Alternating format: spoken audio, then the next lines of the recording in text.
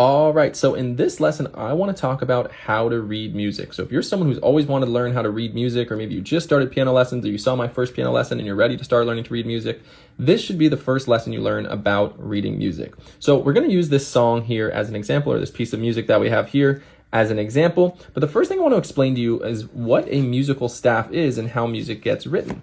So when we write music, we have something called a musical staff. A musical staff contains 5 lines, and we can count them here, 1, 2, 3, 4, 5. And in between those lines, we have things called spaces. Notes can be written on the spaces. We have 4 of them, 1, 2, 3, 4. So we have 5 possible lines to write notes in 4 spaces. Now, technically, notes can also be written under the lines and above the lines using what are called ledger lines, right? We only get 5 lines and 4 spaces. So that only gives us 9 possible notes. 5 plus 4 is 9. So sometimes we need to go underneath these lines. But first, let's jump into what a note actually looks like. So the first thing we're going to learn are just a couple musical symbols that represent value. So a note can look a couple different ways. A note, if we go back to here, can look like this, where it's a colored in black circle, right? So it's a circle like this with a colored in and a stem coming out of it like that. And we can also have ones that are not colored in and have a line coming out of it. Now these notes look similar, but as you can see, the difference is being colored in. Now the one that's colored in, these are called quarter notes, and these get a value of 1. We hold it down for 1 beat. Well, 1 beat can be, 1. It all depends on the tempo you're going and the speed of the metronome or the speed of your tempo, but you would hold it down for 1 beat. When you see these ones here, these are called half notes, and these hold down for 2 beats.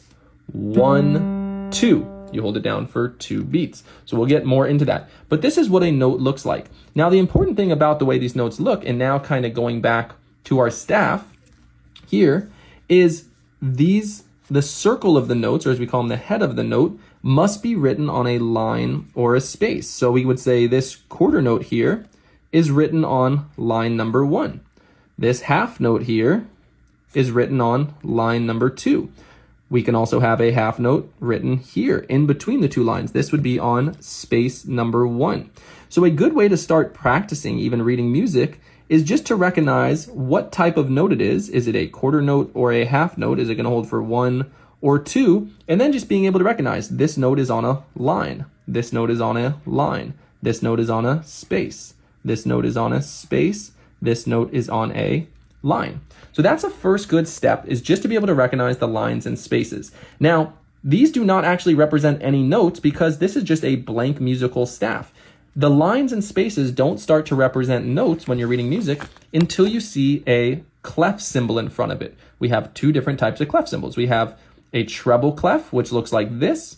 And then, different example here, we also have something called a bass clef. We're not going to learn the bass clef today. We're just going to learn the treble clef. So once we stick a treble clef on our staff, now all of a sudden, these lines and spaces start to equal certain notes on our piano. So let's just review and learn what the notes are. When there is a treble clef symbol, the very first line, when a note is written on the first line like that one, is going to be the note E. And that is a very specific E. When we see the treble clef, that E we're talking about is going to be right here on the piano. So here's middle C for reference, right? We see middle C. So we're talking about this E right here. So anytime a note is written right here on this first line, it is always going to be E. And then from there, it just goes in alphabetical order from the lines and the spaces. So the line is E, the first space would be F. The second line would be G. The second space would be A. The third line would be B. The third space would be C. The fourth line would be D. The fourth space would be E. And then the last line up top, the fifth line would be F. Now you're saying, well, wait, we already had E and F down here. How are there 2 E's and F's? Well, they're different E's and F's. It just goes in alphabetical order up the piano. So like we said, this E here is here on the piano. And then when we move up to the space, that's this F. When we move to the line, we'll get to that G, and so on, A, B, C, D, E, until we get to the next E. That's the one up there. So you just need to know that this first line is E, and then it just goes in alphabetical order, line, space, and so on. Another good shortcut for actually remembering the notes on the treble clef are the notes in the spaces. If we look at the notes in the spaces, F, A, C, E, it spells the word face. So that's a nice little shortcut to always remember the notes in the spaces for the treble clef. And then if a note is ever written on a line, you can simply just go, well, I know this is F, and this is one higher, or it's in between F and A, so it must be a G. Okay, so once we have that treble clef symbol written on our staff, these are the notes. Now, these notes, as we mentioned, are telling us how long to hold down for. So let's look at this first example and learn how to play it, and we'll use this chart to help us. So the first thing we need to know is this note is going to hold down for 1, and we'll get into the timing in just a moment. I first want to figure out the notes. This one's on the first line, so therefore the first line is E, so that's an E. So I'm going to write an E right there. And this one is also on the same line, so that's also an E. This one's on the second line, so we can either count. We know line is E, space is F, G, or we could just look and say there's G on the second line, G again. Then we have this line here. We'll explain that in a moment. And then we get to the first space. That's an F, as we can recall. We know our spaces are F, A, C, E. That's also an F. That's just one higher than F, so that's a G. Back down to F. Now we actually go underneath the line, right? So we mentioned that E is the first line. Well, you can technically keep going underneath those lines, right? So as I mentioned that earlier in the video, so right underneath the line, we would just count one letter backwards from E. So if I write my alphabet up here, this is the easiest way to think about it, A, B, C, D, E, F, G.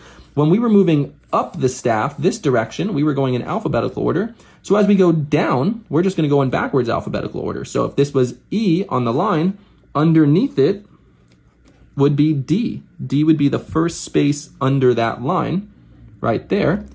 And I'm referring to that note there, how it's underneath that first line is going to be a D. And now this one confuses a lot of people. Why is there a little line through that note? Well, as we mentioned earlier, we only have 5 lines and 4 spaces to write our notes, so sometimes we'll be below. But since the D is already occupying a space, right, if we notice the order is always line, space, line, space, line, space, line, space, and so on. So even when we go below the staff, we have to keep that order going of line, space. So if E was on the line, then D would be on the space under. Well, we need the next note underneath D, which is going to be a C, to be on a little line. So I'm going to write this here just so there's a little bit more space here. Okay, these are a little bit sloppy treble clefs, but don't worry about that. So this was a line. This was the note E, right? So when we had a note here, this was E. As we move down, we go to the note underneath the line, which is underneath. It's on a space because it's always going line, space.